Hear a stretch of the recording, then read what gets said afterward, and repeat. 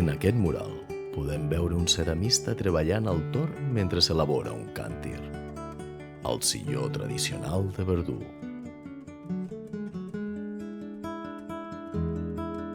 Aquest mural està ubicat a la façana d'una casa i a través d'ell es projecta cap a l'exterior l'activitat quotidiana que durant anys s'hi va desenvolupar.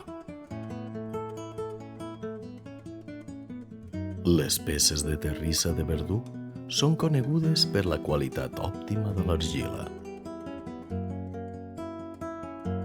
El silló negre manté l'aigua fresca i fa que sigui un estri molt apreciat.